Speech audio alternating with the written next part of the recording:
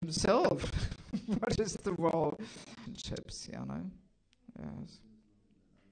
Also, I mean, we can say for the girls, for example, the relationship with the father really determines how easily she can later develop relationships to men or her husband in life, you know. So depending on our relationship to the opposite, to the parent of the opposite gender, so for the girls, how she relates to the father, if she has a good harmonious relationship with the father, this will set the foundation to her own marriage later. And the same for the boys, you know, whatever relationship the boy has to his mother, this will set the foundation to his future married life, you know. Yes.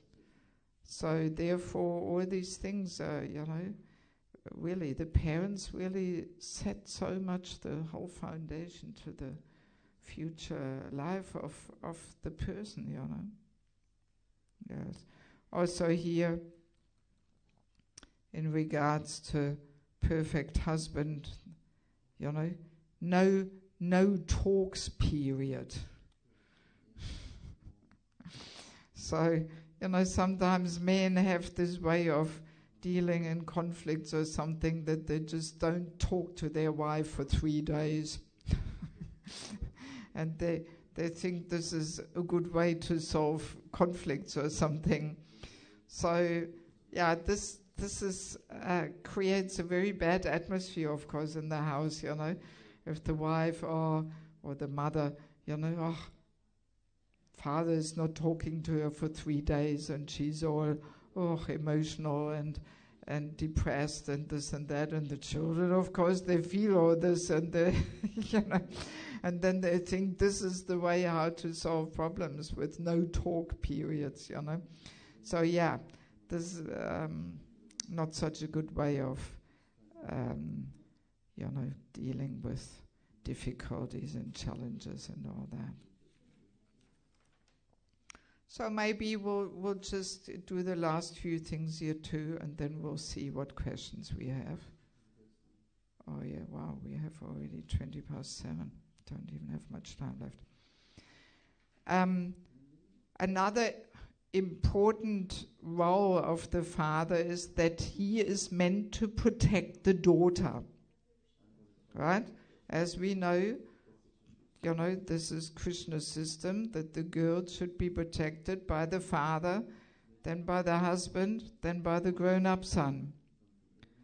So, and the main way how the father actually protects the daughter is that he understands that he, in connection, of course, with his wife, it's his responsibility, actually, that a suitable husband is found for the daughter. That we do describe in all details in the seminar. What titles have I given it? Anyway, it's in the book Spiritual Culture, Krishna's Divine System, you know. This whole topic of protection of a woman. So I don't want to get too much into this now. I mean, in one sense, we can say these other seminars of men and women and spiritual culture, this is actually to some extent the foundation to this seminar, also the whole Grihastha seminar, which we also didn't do actually here. We only had once how to enter, but we didn't have the other parts of it, you know. So actually it is building up on that. But just for the sake of completion, I do want to mention it, you know, that, this is a very important part of the father's role. That's considered to be his duty, to protect the girl, meaning that a suitable husband will be arranged for her. And this is more the mother's part, that she tells this to the girl according to the age, you know, she reassures the girl that she doesn't have to worry about this, that the parents will take care of this. And actually it starts already at very young age, at 5, 6, 7 years of age, that a girl has this on her mind. Where is my prince who I can give my heart to? This starts at very young age. I remember this from my own childhood. In first class at school, I always had my favorite boy who I wanted to marry. You know? Yes. And it was for 6 months boy number 1, then boy number 2, then boy number 3, then back to boy number 1. I was going in circles. And I remember already at that age, I was, reflective enough to think, why do I always need my favorite boy to be happy? With 6 years of age, I was pondering over this. Why I always need my favorite boy. And then I'm happy, Yes, I was wondering, how is this, So this is built into the girl's nature, just to make sure she gets the protection she's meant to get. That this starts already at young age. And as the girl grows up, this whole topic becomes more and more prominent in the girl's mind. And that's why the parents, have to reassure the girl already at young age. Oh yeah, even before I went to school, I asked my mother, how do I find a husband? Yes. And she just said, well, you somehow find him, it somehow happens, you meet him somewhere. And then I asked her, is there a market? I imagined there is a market where all the husbands are sitting there and you go there and you pick one, Yeah, children have these fantasies and imagination. I remember definitely, and my mother burst out laughing. No, not like that, Yes, but and I know so many mothers who tell me how their young daughters are always talking about marriage and who they want to marry and how to become a wife and all this. Yeah, it's on the mind. If the mother has a close connection to the girl, then she will reveal these things, Of course, if she never sees the mother and she's busy with her own stuff, then the girl will not open her heart and reveal these things, So, and at that young age, already, this seed has to be planted in the girl's minds, that the parents will take care of this. And that will give her this shelter and this innocence. Then she doesn't have to go hunting and fishing and look for somebody and bring attention to herself, Then she can keep her childlike innocence and purity and so on. So it's a very important, aspect of, basically, it's the father's, duty to find a husband, but of course, in practicality, they do it together, So, and also, father teaches how to respect elders, sadhus, and be obedient, get their blessings. This is also, fitting nicely into the father's mood, And of course, he can only teach this by his own example, by instructing the small child to pay obeisances and teach importance of respect and obedience and so on. We talked about it this morning or yesterday sometime, Also, father should teach the culture of gratitude by showing appreciation, for example, for the mother's cooking, saying thank you for cooking such a nice meal and so on, So father, very important. If the father is never showing any appreciation and gratitude to the mother's service, then the children will pick up that mood, that they're taking it for granted and they don't appreciate how the mother is cooking every day and serving and so on, you know. So it's up to the father to teach that, you know, to show respect and gratitude towards her service.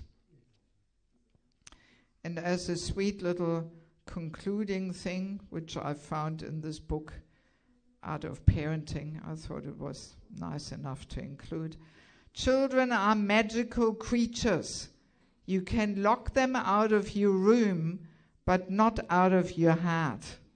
They are your master, a cat-chasing bundle of noise, can soothe and mend the heart after a hard day's work with disappointments and shattered hopes and dreams. So in other words, you know, if the father goes out, works hard there, has some big frustration and shattered hopes and dreams, but then when he comes home and plays with his kid, and you know, and that builds him up again, and yeah, gives him a purpose in life. You know, he remembers what he's doing it all for, and so on. Okay, do we have some questions? Yes, we do. I have a comment. There is a question online. Okay, please speak in the microphone. Yeah, so there's a comment. There's a question on the YouTube, and I have a small comment. Yes. It's 7:30. So would you like to take one, or should we do both quickly? Yeah, we can do both. Okay. So regarding, you once said, like you mentioned, actually in the morning class, and now also I wanted to comment on this in the morning, but you mentioned it now again. So how the father become more feminine and the mother have induced this masculine energy. Yes. And then in the morning we read somewhere, that how the child should understand the dangers of free mixing. So probably what I'm going to say is out of impression being raised in the Eastern culture. So here it comes. Here in Europe, of course, it's the extreme. The children are always mixed together from the beginning until they are in high school and in university and so on. And in the Eastern culture, it's the other extreme where boys and girls are not mixed. Yes. And anybody with some consciousness in the Eastern culture would understand that actually this not mixing raises some issues on how the two genders handle each other. So for example, the boys don't actually understand the psychology of the women. I mean, they never understand it, but you know what I mean. They don't understand.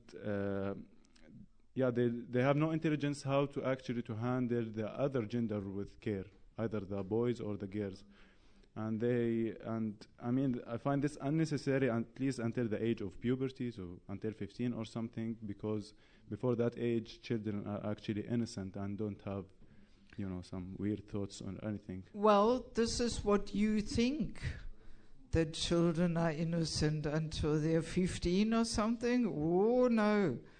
I mean, I think we remember from school all these little games going on between the boys and the girls, even the boys pulling their hair and stealing the school bag and this and that. This is all attraction. This is all the boy-girl attraction already coming out in those ways. Oh, definitely. Definitely. I mean, see, as I mentioned, the way how we deal with the other gender, first of all, we learn this from our parents, how they deal with each other, how the father deals with his wife. This is where the son learns how to deal with a woman, through his father's example. That's the main and foremost way, how we learn to deal with the other gender. That's why it is so important that the parents have a very nice and harmonious and healthy relationship, and that they both also demonstrate. This is what we just said, the father teaches how a man acts, how a father acts, and how a husband acts.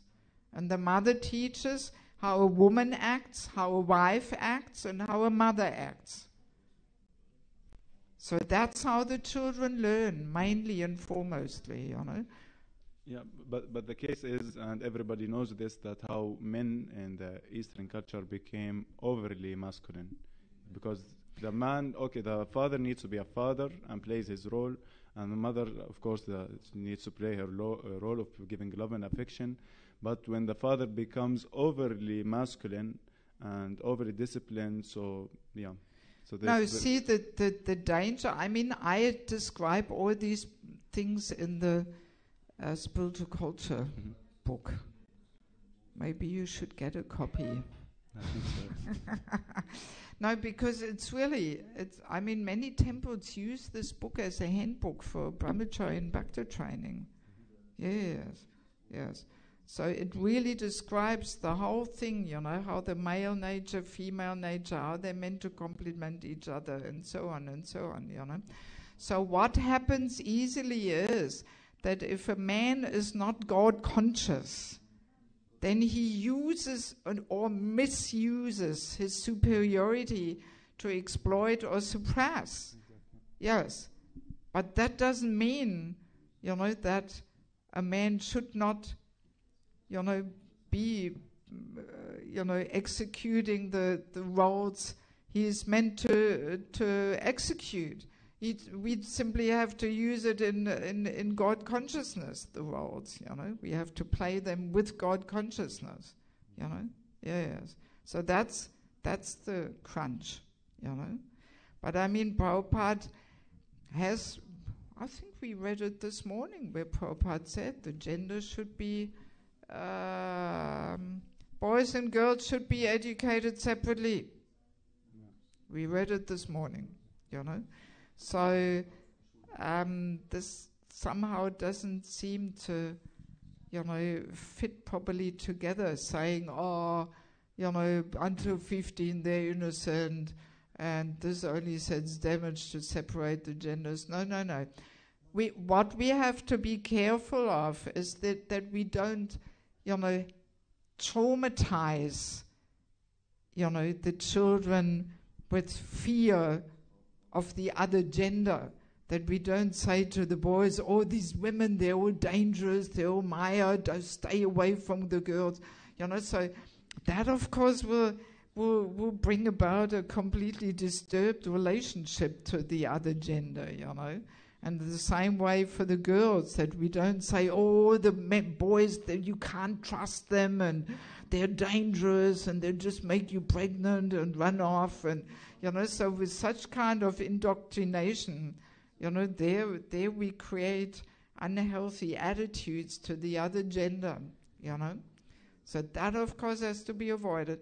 But I always say the best way to separate the genders is by engaging them in a natural way, you know, that the boys have boys' activities. They play football, they do different things, and the girls have their activities. So then very naturally, you know, you keep them busy with their girl or boys' activities. Then you don't even have to stress, oh, you shouldn't play with the boys, or you shouldn't be with the girls. It's just a matter of offering some engagement, you know. And then naturally there will be separation amongst them, and they will not always mingle and hang around together. But if that's not there, then there will be all kinds of mingling going on. And don't underestimate this already at younger age. There's all kinds of stuff going on, because as I was mentioning, you know, for the girls it starts already with 5, 6, 7 years of age, that they're looking for their hero, you know. Of course, there's no sex desire there as such, but they talk about marriage, the girls, definitely, yes.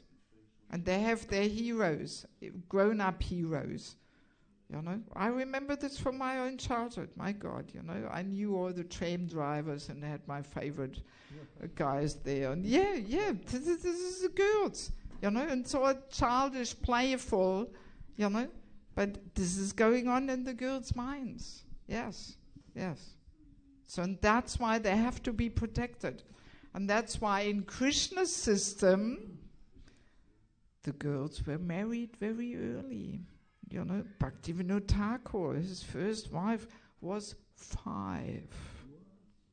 And he was 12. Yeah. Yeah. So, and why, I mean, of course, please don't misunderstand me. Don't think that, you know, Tara has to get married tomorrow or something. So I'm just saying, you know, I'm trying to give you the bigger picture, you know, because this is so built into the girl's mind and heart that she looks at young age for boy. That's why, according to Krishna's system, you know, the husband was lined up very early, you know, and that I'm just writing the book now on entering the Grihastha ashram, and there I'm explaining all these things and giving the quotes, you know. That of course, that there's all quotes where Prabhupada describes, of course, that the two are not living together as husband and wife, but the mind is fixed. The girl knows, I've got this boy as my husband, and the boy knows, I've got this girl as my wife. And that protects them from illicit relationships, you know. Yes. Okay, sorry to go a little off the topic. What do you want to do? Shall we discuss a little longer, or you want to keep it for tomorrow, or what? We have one live question. One live question, okay. And then we'll continue tomorrow morning with one more time questions about the role of the father, and then we go on with the role of the mother. Okay, what's the question online? So the question is, till what age of child we need to guide them to bring them to Krishna consciousness? I don't understand. Till what age of child we need to guide them to bring them to Krishna consciousness? Well, I think we were talking about all the age groups, you know, and so the parents they always guide, you know, and even 16 plus, they still guide if they have a trusting relationship and the child wants to get their counsel, you know. Ongoing. Yeah, of course, ongoing. But in different phases, the parents guide in a different mood, you know, in a different mood. Okay. All right, good. So we'll keep it at that for today. Thank you so much for coming once again. So tomorrow, 7:45. What? Oh, go on, Prabhu had a question. I'm just your humble servant. I can stay till 8:30 or whatever you like. So, what's your question, Prabhu? Only 2 short comments. One was to this question. I heard once that in the young age until 3 or 5, one should be just let the child be, not instruct him. From 5 till 12, one should be, or 13, one should be the instructing guiding Yes. the teacher. Yes. And afterwards, and I think that's also then what the question is, also especially regarding to Krishna consciousness, you don't push anymore the child. The child must do their own steps towards Krishna consciousness. Yes. So you're only a friend, you're not anymore a teacher instructing Yes. him what he should do, but now what you have taught him during his childhood, you see the results of that. Exactly.